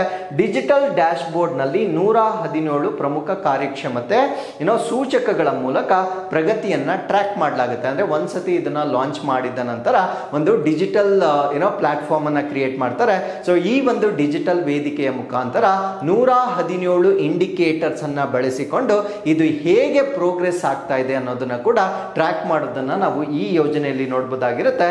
ಸೊ ನೀತಿ ಆಯೋಗ ಮತ್ತು ಕೇಂದ್ರ ನೋಡಲ್ ಅಧಿಕಾರಿಗಳು ಅನುಷ್ಠಾನಕ್ಕೆ ಮಾರ್ಗದರ್ಶನ ನೀಡ್ತಾರೆ. ಅಂದ್ರೆ ಇದನ್ನ ಇಂಪ್ಲಿಮೆಂಟೇಷನ್ ಮಾಡಲಿಕ್ಕೆ ಯಾರು ಮೆಂಟರ್ ಮಾಡ್ತಾರೆ ಅಂದ್ರೆ ನೀತಿ ಆಯೋಗ ಮತ್ತೆ ಸೆಂಟ್ರಲ್ ನೋಡಲ್ ಅಫಿಷಿಯಲ್ಸ್ ಯಾರಿರ್ತಾರೆ, ಸೊ ಅವರು ಈ ಒಂದು ಕಾರ್ಯಕ್ರಮಕ್ಕೆ ಮಾರ್ಗದರ್ಶನ ಕೊಡ್ತಾರೆ. ಸೊ ಇಷ್ಟು ನಮಗೆ ಪ್ರಧಾನಮಂತ್ರಿ ಧನಧಾನ್ಯ ಕೃಷಿ ಯೋಜನೆ ಬಗ್ಗೆ ಸಂಪೂರ್ಣವಾಗಿರ್ತಕ್ಕಂಥ ಮಾಹಿತಿ ನಮಗೆ ಗೊತ್ತಿರಬೇಕಾಗಿರುತ್ತೆ. ಸೊ 2 ಕಾರ್ಯಕ್ರಮಗಳನ್ನ ಪ್ರಧಾನಮಂತ್ರಿಗಳು ಲಾಂಚ್ ಮಾಡಿರ್ತಾರೆ. ಸೊ 2 ಕಾರ್ಯಕ್ರಮಗಳು ಫುಡ್ ಸೆಕ್ಯೂರಿಟಿ, ಆಹಾರ ಭದ್ರತೆಯನ್ನು ಹೆಚ್ಚು ಮಾಡ್ತಕ್ಕಂಥದ್ದು. ಯಾಕಂದರೆ ಕ್ರಾಪ್ ಡೈವರ್ಸಿಟಿ ಜಾಸ್ತಿ ಆದಂಗೆ ನಮ್ಮ ಜನರಿಗೆ ವೈವಿಧ್ಯಮಯ ಆಹಾರದ ಲಭ್ಯವಿರುತ್ತೆ. ಅದರಿಂದ ಫುಡ್ ಸೆಕ್ಯೂರಿಟಿ ಎಲ್ಲ ಪೋಷಕಾಂಶಗಳು ನಮಗೆ ಸಿಗುತ್ತೆ. ಫಾರ್ಮರ್ಸ್ ಇನ್ಕಮ್, ರೈತರ ಆದಾಯ ಹೆಚ್ಚಾಗುತ್ತೆ. ಅಂಡ್ ಪಲ್ಸಸ್ ಪ್ರೊಡಕ್ಷನ್ ಅಂದರೆ ನಮ್ಮ ಭಾರತ ದೇಶದಾದ್ಯಂತ ದ್ವಿದಳ ಧಾನ್ಯಗಳ ಒಂದು ಇಳುವರಿ ಅಂತಕ್ಕಂಥದ್ದು ಅಥವಾ ಬೆಳೆಗಳು ಹೆಚ್ಚಾಗುತ್ತೆ. ಸೊ ಇಲ್ಲಿ ಪ್ರಧಾನಮಂತ್ರಿ ಧನಧಾನ್ಯ ಯೋಜನಾ ಎಲ್ಲ ಮಾಹಿತಿಯನ್ನು ನಾನು ಆಲ್ಮೋಸ್ಟ್ ಎಕ್ಸ್ಪ್ಲೇನ್ ಮಾಡಿರ್ತೇನೆ. ಸೊ ಏನಾದರೂ ಬಿಟ್ಟಿರ್ತಕ್ಕಂಥ ಮಾಹಿತಿಯನ್ನು ನಾವಿಲ್ಲಿ ಕವರ್ ಮಾಡಬಹುದಾಗಿರುತ್ತೆ. ಸೊ ಇರಿಗೇಷನ್ ಫೆಸಿಲಿಟಿ ನಮ್ಗೆ ಗೊತ್ತು, ಕ್ರಾಪ್ ಡೈವರ್ಸಿಫಿಕೇಶನ್ ಹೇಳಿದ್ದೇನೆ, ಕ್ರೆಡಿಟ್ ಫೆಸಿಲಿಟಿ ಕೊಡ್ತಕ್ಕಂಥದ್ದು, ಫಾರ್ಮರ್ಸ್ ಇನ್ಕಮ್ ಅನ್ನ ಹೆಚ್ಚು ಮಾಡ್ತಕ್ಕಂಥದ್ದು, ಇದನ್ನೆಲ್ಲ ಆಲ್ರೆಡಿ ಡಿಸ್ಕಸ್ ಮಾಡಿದ್ದೇನೆ. ಸೊ ಅನುಷ್ಠಾನ ಯಾರ್ಯಾರು ಮಾಡ್ತಾರೆ, ನೋಡಲ್ ಏಜೆನ್ಸಿ ಯಾವುದು, ಎಲ್ಲವನ್ನ ಕೂಡ ನಾನು ಡಿಸ್ಕಸ್ ಮಾಡಿದ್ದೇನೆ. ಸೊ ಈಗ ಈ ಸೆಲ್ಫ್ ರಿಲಯನ್ಸ್ ಇನ್ ಪಲ್ಸಸ್ ಇದ್ರ ಬಗ್ಗೆ ನಾನು ಇಲ್ಲಿ ಕಂಪ್ಲೀಟ್ ಆಗಿ ಡಿಸ್ಕಸ್ ಮಾಡ್ತೇನೆ. So achieve self sufficiency in pulses production by 2030-3031. So this date is important, ಕೇಳ್ತಾರೆ. ಸೊ ಈ ಒಂದು ದ್ವಿದಳ ಧಾನ್ಯ ಸ್ವಾವಲಂಬನೆ ಅಭಿಯಾನದ ಗುರಿ ವರ್ಷ ಯಾವುದು ಅಂತ ಕೇಳ್ತಾರೆ. ಸೊ 2030-31 ತಲುಪುವ ವೇಳೆಗೆ ಭಾರತ ರಾಷ್ಟ್ರವನ್ನ ಈ ಧಾನ್ಯಗಳಲ್ಲಿ ಸ್ವಾವಲಂಬ ರಾಷ್ಟ್ರವನ್ನಾಗಿ ಮಾಡ್ತಕ್ಕಂಥದ್ದು ಸೊ ಈ ಒಂದು ಕಾರ್ಯಕ್ರಮದ ಉದ್ದೇಶವಾಗಿರುತ್ತೆ. ಸೊ ಈಗ ನಮ್ಮ ಟಾರ್ಗೆಟ್ಸ್ ಅನ್ನ ಸ್ವಲ್ಪ ಕೂಲಂಕುಷವಾಗಿ ನಾವು ವಿಶ್ಲೇಷಣೆ ಮಾಡೋದಾದ್ರೆ, ಕರೆಂಟ್ ಪ್ರೊಡಕ್ಷನ್ ಅಂದ್ರೆ 2024-25ರಲ್ಲಿ ನಮ್ಮ ಪ್ರಸ್ತುತ ಉತ್ಪಾದನೆ ಎಷ್ಟಿದೆ ಅಂತ ನಾವು ನೋಡೋದಾದ್ರೆ 25.24 ಮಿಲಿಯನ್ ಟನ್ಸ್ ಅಷ್ಟು ನಾವು ಧಾನ್ಯಗಳನ್ನ ನಮ್ಮ ಭಾರತ ದೇಶದಲ್ಲಿ ಪ್ರಸ್ತುತವಾಗಿ ನಾವು ಉತ್ಪಾದನೆ ಮಾಡ್ತಾ ಇದ್ದೇವೆ. ಸೊ ನಮ್ಮ ಟಾರ್ಗೆಟ್ ಇಯರ್ 2030-31 ತಲುಪುವ ವೇಳೆಗೆ ಈ ಒಂದು ಗುರಿಯನ್ನ 10 ಮಿಲಿಯನ್ ಟನ್ಸ್ ಹೆಚ್ಚು ಮಾಡ್ತಕ್ಕಂಥದ್ದು. ಅಂದರೆ 25 ಆಲ್ರೆಡಿ ಇದೆ, ಇದನ್ನ 35 ಮಿಲಿಯನ್ ಟನ್ಸ್ ಅಂದರೆ 39% ಅಷ್ಟು ಅದನ್ನ ಹೆಚ್ಚು ಮಾಡ್ತಕ್ಕಂಥ ಗುರಿಯಿಂದ ಈ ಒಂದು ಕಾರ್ಯಕ್ರಮವನ್ನು ಲಾಂಚ್ ಮಾಡಲಾಗಿರುತ್ತೆ. ಸೊ ಇದರಿಂದ ಅದ್ರ ಜೊತೆಗೆ ನಮ್ಮ ಕಲ್ಟಿವೇಷನ್ ಏರಿಯಾ, ಸೊ ಅದರ ಒಂದು ಪ್ರೊಡಕ್ಷನನ್ನು ನಾವು ಅಷ್ಟೇ ಜಮೀನಲ್ಲಿ ಹೆಚ್ಚು ಮಾಡಲಿಕ್ಕೆ ಸಾಧ್ಯ ಆಗೋದಿಲ್ಲ, ಆ ಒಂದು ಜಮೀನಿನ ವ್ಯಾಪ್ತಿಯನ್ನು ಕೂಡ ನಾವು ಹೆಚ್ಚು ಮಾಡಬೇಕಾಗಿರುತ್ತೆ. So expanded across key region, ಅಂದರೆ ಆಗ್ರೋ ಕ್ಲೈಮೆಟಿಕ್ ರೀಜನ್ಸ್ ಅಂತ ನಾವೇನು ಕರಿತೇವೆ, ಕೃಷಿ ಹವಾಮಾನ ವಲಯಗಳು, ಯಾವ ವಲಯಗಳಲ್ಲಿ ಈ ಧಾನ್ಯಗಳನ್ನು ಬೆಳಿಲಿಕ್ಕೆ ಸೂಕ್ತವಾಗಿರುತ್ತೆ ಆ ಪ್ರದೇಶಗಳಲ್ಲಿ ಎಕ್ಸ್ಪ್ಯಾಂಡ್ ಅಥವಾ ವಿಸ್ತರಣೆ ಮಾಡ್ತಕ್ಕಂಥದ್ದು ಈ ಕಾರ್ಯಕ್ರಮದ ಭಾಗವಾಗಿರುತ್ತೆ. ಅಂಡ್ MSP ಪ್ರಕ್ಯೂರ್ಮೆಂಟ್ ಅಂದರೆ ಕನಿಷ್ಠ ಬೆಂಬಲ ಬೆಲೆ ಖರೀದಿ 100% ಆಫ್ ರಿಜಿಸ್ಟರ್ಡ್ ಫಾರ್ಮರ್ಸ್ ಪ್ರೊಡ್ಯೂಸ್, ಅಂದರೆ 100% ನೋಂದಾಯಿತ ರೈತರ ಉತ್ಪನ್ನಗಳನ್ನು ಈ ಒಂದು ಕಾರ್ಯಕ್ರಮದ ಅಡಿಯಲ್ಲಿ MSP ಅಡಿಯಲ್ಲಿ ಪ್ರಕ್ಯೂರ್ ಮಾಡಲಾಗುತ್ತೆ. ಸೊ ಅದರಿಂದ ಅವ್ರಿಗೆ ಒಂದು ಎನ್ಕರೇಜ್ಮೆಂಟ್ ಕೂಡ ಇರುತ್ತೆ ಈ ಒಂದು ಬೆಳೆಗಳನ್ನು ಬೆಳಿಲಿಕ್ಕೆ. ಬಿಕಾಸ್ ಬೆಳೆಗಳನ್ನು ಬೆಳೆದ ನಂತರ ಅದಕ್ಕೆ ಬೆಲೆ ಇಲ್ಲದಿದ್ದರೆ ಏನು ಅಂತಕ್ಕಂಥ ಯೋಚನೆ ರೈತರಲ್ಲಿ ಇರೋದಿಲ್ಲ. ಸೊ ಅದರಿಂದ ಇದಕ್ಕೆ 100% MSP ಅನ್ನ ಕೊಡ್ತಕ್ಕಂಥ ನಿರ್ಧಾರವನ್ನು ತೆಗೆದುಕೊಂಡಿರ್ತಾರೆ.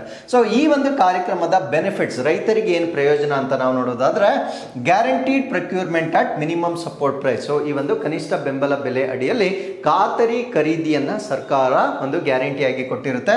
ಫೋಕಸ್ ಆನ್ ತೂರ್, ಉರದ್ ಮತ್ತೆ ಮಸೂರ್ ಪಲ್ಸಸ್, ತೊಗರಿ, ಉದ್ದು ಮತ್ತೆ ಮಸೂರ್ ಧಾನ್ಯಗಳ ಮೇಲೆ ಹೆಚ್ಚಿನ ಗಮನವನ್ನು ಹರಿಸಲಾಗುತ್ತೆ. Improved productivity and income stability, ಅಂದ್ರೆ ಆ ಒಂದು ಬೆಳೆಗಳ ಒಂದು ಈಲ್ಡ್ ಅನ್ನ ಹೆಚ್ಚು ಮಾಡ್ತಕ್ಕಂಥದ್ದು, ಇಳುವರಿಯನ್ನ ಹೆಚ್ಚು ಮಾಡ್ತಕ್ಕಂಥದ್ದು ಮತ್ತೆ ಆದಾಯದಲ್ಲಿ ಒಂದು ಸ್ಥಿರತೆಯನ್ನ ನೀಡ್ತಕ್ಕಂಥದ್ದು ಸರ್ಕಾರ ಕೊಟ್ಟಿರ್ತಕ್ಕಂಥ ಒಂದು ಬೆನಿಫಿಟ್ಸ್ ಆಗಿರುತ್ತೆ. So India's first ever mistress universe winner. So ನೀವು ಮಿಸ್ ಯೂನಿವರ್ಸ್ ಕೇಳಿರ್ತೀರಾ, ಸೊ ಅದು ಅನ್ಮ್ಯಾರಿಡ್ ಗರ್ಲ್ಸ್ ಅಥವಾ ವಿಮೆನ್ಗಾಗಿರುತ್ತೆ. ನಾವಿವಾಗ ಮಾತಾಡ್ತಾ ಇರ್ತಕ್ಕಂಥದ್ದು ಯಾರಿಗೆ ಮ್ಯಾರೇಜ್ ಆಗಿರುತ್ತೆ ಅವರಿಗೆ ಸಂಬಂಧಪಟ್ಟಂತೆ ಮಾಡಿರ್ತಕ್ಕಂಥ ಕಾಂಟೆಕ್ಸ್ಟ್ ನಲ್ಲಿ ಭಾರತ ದೇಶದ ಮಹಿಳೆ ಪ್ರಪ್ರಥಮ ಬಾರಿಗೆ ಮಿಸ್ಟ್ರೆಸ್ ಯೂನಿವರ್ಸ್ ವಿಜೇತೆಯಾಗಿ ಬಂದಿರ್ತಾರೆ. ಸೊ ಅವರ ಬಗ್ಗೆ ನಾವು ಇಲ್ಲಿ ತಿಳ್ಕೊಳ್ಳೋದಾದ್ರೆ, ಅವರ ಹೆಸರು ಶರಿ ಸಿಂಗ್ ಅಂತಕ್ಕಂಥದ್ದು ಅವರ ಹೆಸರಾಗಿರುತ್ತೆ. So she becomes the first Indian women to win prestigious Mrs universe crown at the 48th edition. So ಈ ಒಂದು ಎಡಿಷನ್ ಅನ್ನ ಫಿಲಿಪೈನ್ಸ್ ನಲ್ಲಿ ಕಂಡಕ್ಟ್ ಮಾಡಲಾಗಿರುತ್ತೆ. ಇದರಲ್ಲಿ ಪ್ರಪ್ರಥಮ ಬಾರಿಗೆ 48 ವರ್ಷದ ಭಾರತೀಯ ಮಹಿಳೆ ಇಲ್ಲಿ ವಿಜೇತರಾಗಿರ್ತಾರೆ. ಸೊ ಈ ಒಂದು ಇವೆಂಟ್ ಬಗ್ಗೆ ನಾವು ತಿಳ್ಕೊಳ್ಳೋದಾದ್ರೆ, ಇದೊಂದು ಪ್ರೆಸ್ಟಿಜಿಯಸ್ ಇಂಟರ್ನ್ಯಾಷನಲ್ ಕಾಂಪಿಟೇಷನ್ ಆಗಿರುತ್ತೆ. ಸೆಲೆಬ್ರೇಟಿಂಗ್ ಮ್ಯಾರಿಡ್ ವಿಮೆನ್, ಅಂದ್ರೆ ವಿವಾಹಿತರಾಗಿರ್ತಕ್ಕಂಥ ಮಹಿಳೆಯರನ್ನ ಆಚರಿಸ್ತಕ್ಕಂಥ ಒಂದು ದಿನವಾಗಿರುತ್ತೆ. ಸೊ ಅವರ ಬ್ಯೂಟಿ, ಇಂಟೆಲಿಜೆನ್ಸ್, ಲೀಡರ್ಶಿಪ್ ಮತ್ತೆ ಸೋಷಿಯಲ್ ಅಡ್ವೊಕೇಸಿ ಎಲ್ಲವನ್ನ ಕನ್ಸಿಡರ್ ಮಾಡ್ತಾರೆ. ಕೇವಲ ಅವರ ಸೌಂದರ್ಯವನ್ನ ಮಾತ್ರವಲ್ಲ, ಬೇರೆ ಪ್ಯಾರಾಮೀಟರ್ಸ್ ಅನ್ನ ಕೂಡ ಇಲ್ಲಿ ಒಳಗೊಂಡಿರುತ್ತೆ. ಸೊ ಈ ಒಂದು ಇವೆಂಟ್ ಅನ್ನ ಸ್ಟಾರ್ಟ್ ಮಾಡಿರ್ತಕ್ಕಂಥದ್ದು 2007ರಲ್ಲಿ ಆರ್ಗನೈಸೇಷನ್ ಮಾಡ್ತಕ್ಕಂಥವರು ಮಿಸ್ಟ್ರೆಸ್ ಯೂನಿವರ್ಸ್ ಲಿಮಿಟೆಡ್ ನಿಂದ ಇದನ್ನ ಆರ್ಗನೈಸ್ ಮಾಡಲಾಗಿರುತ್ತೆ. ಅಂಡ್ ಎಲಿಜಿಬಿಲಿಟಿ, ಇದರಲ್ಲಿ ಪಾರ್ಟಿಸಿಪೇಟ್ ಮಾಡಲಿಕ್ಕೆ ಇರತಕ್ಕಂಥ ಎಲಿಜಿಬಿಲಿಟಿ ಏನಂದ್ರೆ, women aged 18 and 55 were actively in humanitarian, social ಮತ್ತೆ ಪ್ರೊಫೆಷನಲ್ ಫೀಲ್ಡ್, ಅಂದ್ರೆ ಮಾನವೀಯ ಕೆಲಸಗಳು, ಅಂದ್ರೆ ಹ್ಯೂಮನ್ ಕೈಂಡ್ಗೆ ಅಥವಾ ಮ್ಯಾನ್ ಕೈಂಡ್ಗೆ ಸಪೋರ್ಟ್ ಮಾಡ್ತಕ್ಕಂಥದ್ದು, ಸಾಮಾಜಿಕ ಅಥವಾ ವೃತ್ತಿಪರ ಕ್ಷೇತ್ರಗಳಲ್ಲಿ ಸಕ್ರಿಯವಾಗಿರ್ತಕ್ಕಂಥ 18ರಿಂದ 55 ವರ್ಷದ ವಯಸ್ಸಿನ ವಿವಾಹಿತ ಮಹಿಳೆಯರು, this is the condition. So ಅವರಿಗೆ ಮಾತ್ರ ಈ ಒಂದು ಕಾಂಟೆಸ್ಟ್ ನಲ್ಲಿ ಅವರು ಪಾರ್ಟಿಸಿಪೇಟ್ ಮಾಡಬಹುದಾಗಿರುತ್ತೆ. ಸೊ ಇದು ವಾರ್ಷಿಕವಾಗಿ ನಡೆಸ್ತಕ್ಕಂಥದ್ದು ಬೇರೆ ಬೇರೆ ರಾಷ್ಟ್ರಗಳಲ್ಲಿ. ಸೊ ಇದನ್ನ ಹೋಸ್ಟ್ ಮಾಡಲಾಗುತ್ತೆ. So with this we come to inquest challenge number 980. So ಇದು ಪ್ರಶ್ನೆ ಸಂಖ್ಯೆ 1. ಸೊ ವಿಡಿಯೋ ಪಾಸ್ ಮಾಡಿಕೊಂಡು ಆನ್ಸರ್ ಮಾಡಿ. ಸೊ ಇದು ಪ್ರಶ್ನೆ ಸಂಖ್ಯೆ 2 ಆಗಿರುತ್ತೆ. ಸೊ ಇಲ್ಲಿಗೆ ಇವತ್ತಿನ ಎಲ್ಲ ಅಪ್ಡೇಟ್ಸ್ಗಳು ಕಂಪ್ಲೀಟ್ ಆಗಿರುತ್ತೆ. ಸೊ ಮತ್ತೊಮ್ಮೆ ನಾಳಿನ ಅಪ್ಡೇಟ್ಸ್ನೊಂದಿಗೆ ನಾನು ನಿಮ್ಮನ್ನು ಭೇಟಿ ಆಗ್ತೇನೆ. ಸೊ ಅಲ್ಲಿವರೆಗೂ keep reading, take care of yourselves and thank you very much for watching this.